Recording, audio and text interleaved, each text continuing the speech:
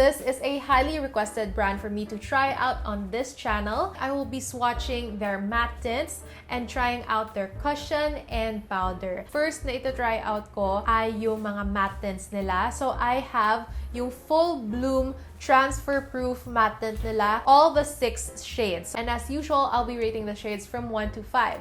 1 being the lowest score and 5 being the highest. So the first shade that we have here is 01 Fresh Dawn. Now yung shade na Fresh Dawn is a slightly warm-toned, light nude lippy.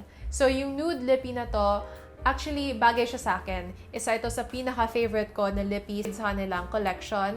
Super ganda. I fell in love with it the first try.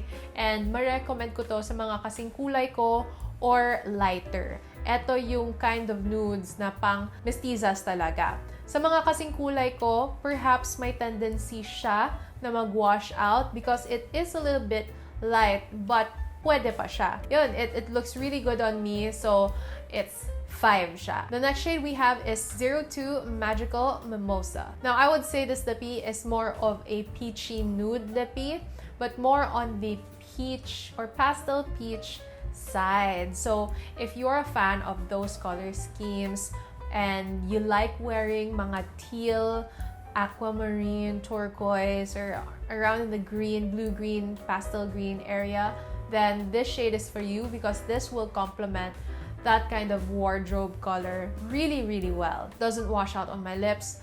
Recommend this sa mga kasing kulay ko or lighter. And yeah, maganda siya. So I'm gonna give it a 5 over 5. Another gorgeous color that we have here is yung 03 Pollen Harvest. Now, yung 03 Pollen Harvest is a deeper version, I would say, of 02 Magical Mimosa. If magkasing kulay tayo or deeper ka naman, either light medium ka, medium toned, or tan, then pwede sa inyo yung 03 Pollen Harvest. Now, ang ganda-ganda din ng shade na to on me, so I would have to give this a 5 as well. So far, so good kayo, BarenBliss. The fourth shade that we have here is Sunny Rose. Now, this is a rosy pink color, a little bit vibrant for my liking, a little bit parang medyo bubblegum siya na kind of pink. Bubblegum rose pink. Yeah. I like this color in certain occasions. Depende sa outfit ko. But as an everyday lippy, this is just not for me. It just has that vibrant kick to it that it just doesn't resonate with my personality, my vibe. It's a good color, gorgeous one at that, but preference-wise, di siya para sa akin. So I am gonna give this a 2 just because I don't think I would be able to wear it as an everyday lippy. Now for the fifth shade, we have Ruby Daisy.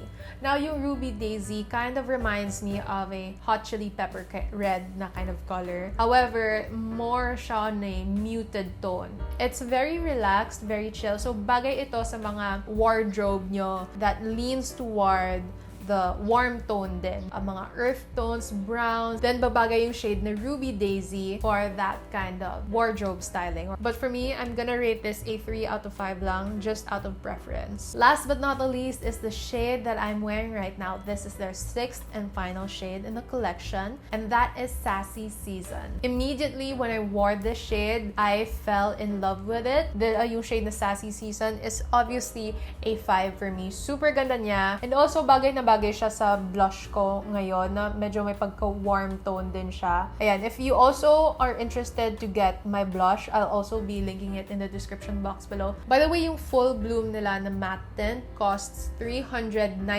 pesos. So basically, 400 pesos. Medyo on the pricey side siya. But if you like mga Korean formulated products, then you better check this out. Lalo na kapag nagsasale sila. Ngayon nakasale sila, it's for 319 pesos only. Although it is a matte lipstick, it's not drying on the lips. Kahit daldal ako ng daldal, guys, I don't feel anything at all. It feels very lightweight and very comfortable and flexible on the lips. It has the look of a cushion soft matte lipstick, pero wala siyang pillowy soft feeling. So when you press your lips together, like that for example, it doesn't feel like you're pressing on like a pillow or a marshmallow.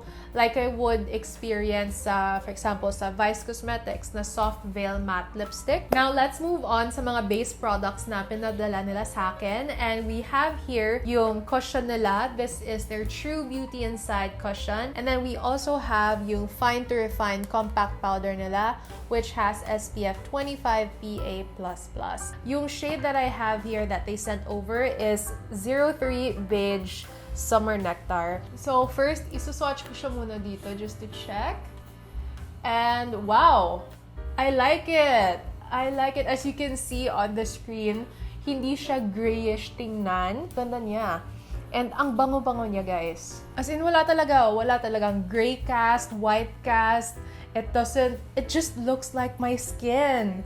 And it's very skin-like yung finish niya. Very comfortable and flexible niya on the face. Now that I'm done with the cushion, I'm ready to set my face. So I have their compact powder with me. Yung shade na binigay nila sa akin is also 03 Warm Beige Nectar, but it just looks super duper light. Okay naman siya, in fairness. It sets well and blends in super duper well. It looks super light lang on the packaging, but when you apply it on the face, wala namang problema, guys. I didn't need to use a concealer. Diretso na. Cushion lahat to. I couldn't even spot the cushion on my skin kasi ganun siya ka-match sa balat ko that it looks almost invisible na. And what I used to set my face naman is yung Fine to Refine Compact Powder naman nila. I was kind of worried as well kanina with this powder kasi when I saw it, sabi ko sobrang puti naman ang powder na to. Like, look at this. Look at the difference between the cushion and the powder. Paano yan? How can this powder set this cushion? So, I was quite worried earlier, pero when I applied it on my face, parang wala lang. It didn't add any white cast on my face or white powdery film. Not at all. Tinanggal lang niya yung shine from my face. Actually, I applied a very thin amount lang of powder and it was able to lock in the cushion underneath. Sobrang nagustuhan ko yung BarenBliss products and no wonder na nag-viral sila on TikTok. They're such a good brand even though bago pa lang sila dito sa Pinas. But yan, napakaganda ng brand nito and their products perform really well. See you on the next video and just remember, no hate, just love.